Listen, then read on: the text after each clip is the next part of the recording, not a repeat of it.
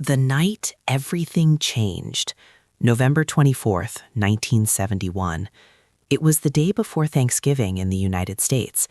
Airports across the country were crowded with travelers trying to make it home before the holiday. At Portland International Airport in Oregon, one man quietly purchased a one-way ticket. The ticket was for Northwest Orient Airlines Flight 305, bound for Seattle, Washington. The man gave his name as Dan Cooper. He paid cash. No one noticed anything unusual. In fact, the man looked completely ordinary. Witnesses later described him as being in his mid-40s. He wore a black suit, a white shirt, a thin black tie secured with a pearl tie pin. He carried a black briefcase. His hair was neatly combed. He spoke calmly and politely. Nothing about him suggested that within hours he would commit one of the most mysterious crimes in aviation history. At approximately 2:50 p.m., Cooper boarded Flight 305. The aircraft was a Boeing 727, a common commercial jet used throughout the United States at the time. The flight was relatively short, only about 30 minutes from Portland to Seattle. Cooper chose seat 18C, near the rear of the aircraft. Shortly after takeoff, he ordered a drink, bourbon and soda. He smoked a cigarette while calmly observing the cabin. At the time, smoking was still allowed on airplanes. Passengers chatted quietly. Some read newspapers. Others stared out the windows. Everything seemed perfectly normal, but Cooper had already set his plan into motion.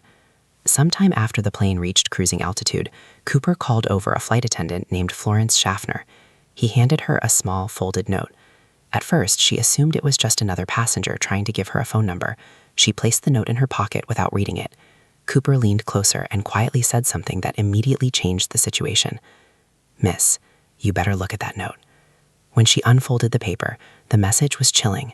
It read, "I have a bomb." Cooper asked Schaffner to sit beside him. He opened his briefcase slightly. Inside were red cylindrical objects connected with wires and what appeared to be a battery. To Schaffner, it looked exactly like a bomb. Cooper spoke calmly. There was no panic in his voice. He then gave her his demands.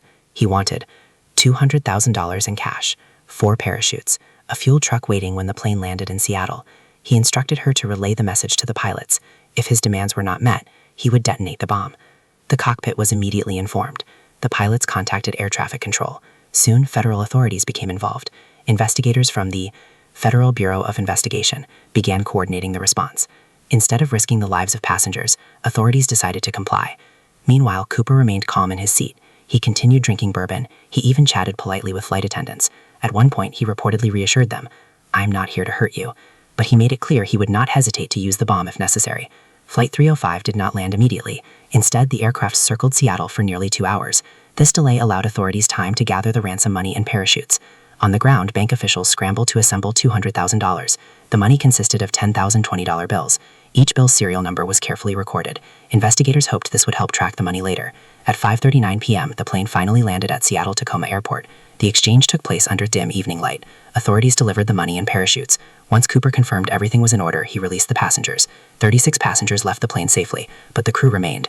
Cooper had one final request. He wanted the plane refueled. Then he instructed the pilots to take off again. This time, Cooper ordered the plane to fly toward Mexico City, but he gave specific instructions. The plane must fly at 10,000 feet altitude, at slow speed, with landing gear partially deployed, with the rear staircase unlocked. The Boeing 727 was one of the few aircraft capable of lowering its rear staircase mid-flight. It was a strange and dangerous request, but the crew had no choice. They complied.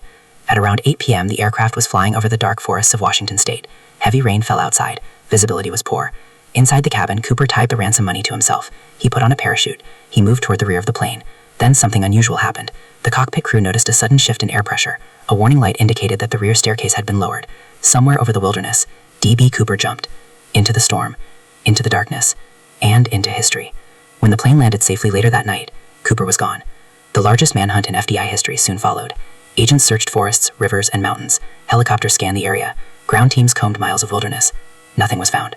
No parachute, no body, no trace of Cooper. The FBI opened an investigation known as NORJAC, short for Northwest Hijacking. Over the years, more than 800 suspects were investigated. Thousands of leads were examined. Millions of documents were analyzed. Yet the case remained unsolved.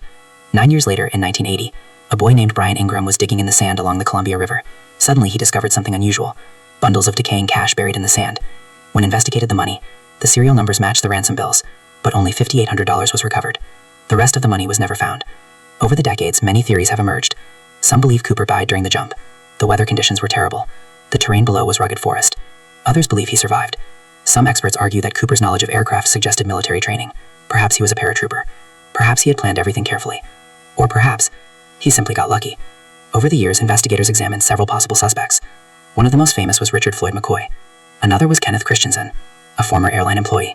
But none could be conclusively proven to be Cooper. Evidence never matched. Fingerprints failed to confirm identities. The mystery only deepened. In 2016, after more than 45 years of investigation, the FBI made an announcement. The agency would officially suspend active investigation into the Cooper case. Resources would instead be directed toward newer cases. But the mystery was far from forgotten. To this day, the identity of D.B. Cooper remains unknown. Somewhere in the darkness of that stormy night in 1971, a man stepped off an airplane. He carried $200,000, a parachute, and a secret. Did he survive? Did he disappear into a new life?